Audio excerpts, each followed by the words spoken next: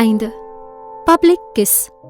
ஜிம்மிலேயே இரவு முழுவதும் தூங்கிய கௌதம் விடிந்ததும் தன்னுடைய அறைக்கு வந்தான். அங்கு ரேணு அவனுடைய மெத்தையில் படுத்திருப்பதை பார்த்தவன் நேற்று அவளின் சின்ன தீண்டுதலால் ஏற்பட்ட மாற்றத்தை வெறுத்தான். இன்று தூங்கிக் கொண்டிருந்தவளின் முகத்தில் பொலிச்சென்று நீரை ஊற்றினான். அதில் அடித்து பிடித்து திடுக்கிட்டு போய் எழுந்தமர்ந்தாள் ரேணு. என்ன நல்ல தூக்கமா?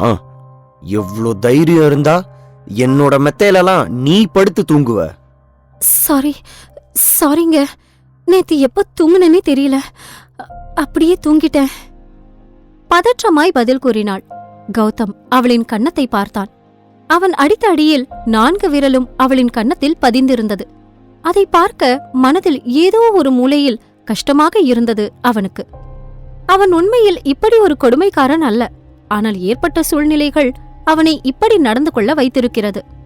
நான் கிளம்பி வர்றதுக்குள்ள மரியாதையா இந்த ரூமை விட்டு வெளியில போற, இல்ல நடக்கிறதே வேற. சரி என்று தலையசைத்தவள் அவ்விடத்திலிருந்து எழுந்து வெளியே சென்றாள். கௌதமின் அலுவலகம். மாலை வேளையில் கௌதமின் அம்மா கல்பனா அலுவலகத்திற்கு வர அங்கு பரபரப்பு தொற்றிக்கொண்டது. அச்சுச்சோ, கௌதம் சாரோட அம்மா இங்க எதுக்காக வராங்க என யோசித்தாள் ஷீலா. நேராக கௌதமின் கேபினுக்குள் நுழைந்த கல்பனா அவன் முன்னால் ஒரு நியூஸ் பேப்பரை தூக்கி எறிந்தார். அது என்னவென்று புரியாமல் தன் தாயை வினோதமாக பார்த்தான் கௌதம். என்ன எதுக்குடா பாக்குற? அதுல என்ன எழுதியிருக்குதுன்னு பாரு. குடும்ப மானமே போச்சு. அவ என்ன காரியம் பண்ணி வச்சிருக்கான்னு பாரு. கௌதம் புரியாமல் அந்த நியூஸ் பேப்பரை எடுத்து பார்த்தான். பார்த்தவுடன் அவன் கண்களில் அனல் தகித்தது. அந்த செய்தியை கோபத்துடன் வாசித்தான் கௌதம். பிரபல தொழிலதிபரான மிஸ்டர் கௌதம் அவருடைய மனைவியை ஹவுஸ் அரெஸ்ட் செய்து வைத்துவிட்டு வீட்டில் கொடுமைப்படுத்துகிறாரா? பிடிக்காத பெண்ணை வலுக்கட்டாயத்தினால் திருமணம் செய்து கொண்டதால் அந்த பெண்ணுக்கு ஆண் ஆதிக்கத்தின் அடையாளமாய் தண்டனை வழங்குகிறார் என்ற விஷயம் வெளியாகியிருந்தது. இதற்கு பெண்கள் நலச்சங்க உரிமையாளர்கள் கௌதமை எதிர்த்து கண்டனம் தெரிவித்து வருகிறார்கள். பாத்தியாடா, அவ என்ன காரியம் பண்ணி வச்சிருக்கான்னு? வீட்ல உனக்கு எனக்கோ அடங்கிட்டு இருக்கிற மாதிரி காட்டிக்கிட்டு வெளியே போய் நம்மள பத்தி என்ன சொல்லி வச்சிருக்கான்னு பாரு. அதை கேட்ட கௌதமுக்கு ஒரு நொடி இதை ரேணு சொல்லியிருக்க வாய்ப்பில்லை என்று தோன்றியது. நேத்து தானே நான் அவளை அடிச்சேன். அது எங்க ரூம்குள்ளதானே நடந்தது. அப்படி இருக்கும்போது அவளை தவிர இந்த விஷயத்த யாருனால வெளியே கொண்டு போய் சொல்ல முடியும்? தன்னைத்தானே நினைத்து கோபத்தில் கையில் இருந்த நியூஸ் பேப்பரை கசக்கினான் கௌதம். அவ எங்கம்மா? எனக்கு எப்பரா தெரியும்? நான் வெளியே போயிருந்தேன். போன இடத்துல எல்லாரும் இத பத்தி தான் பேசிக்கிட்டு இருந்தாங்க. அதனாலதான் நேரா உன்னை பார்க்க வந்தேன்.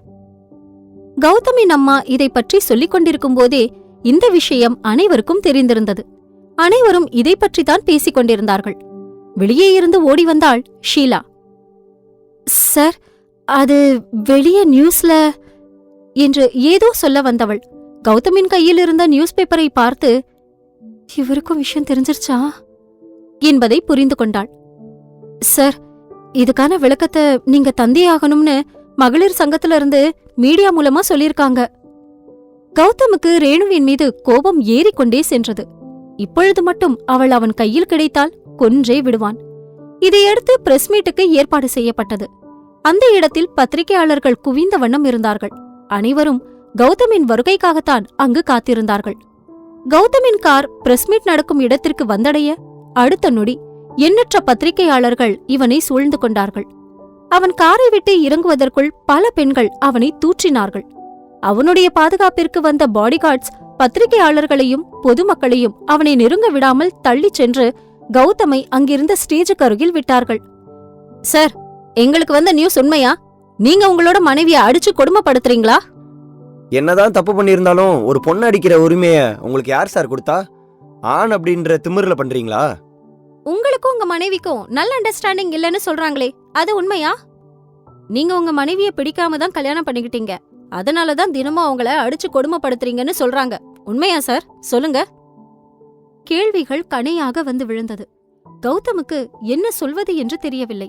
அவர்கள் கேட்கும் கேள்வியில் கோபத்தில் கைகள் முறுக்கேறியது. தவறு இழைத்தது அவள்தான். அன்று இரவு தன்னை ஏமாற்றினாள்.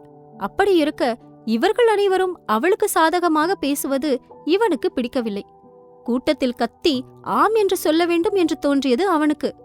இந்த பிரச்சனையிலிருந்து கௌதம் வெளிவர வேண்டியது மிக அவசியம்.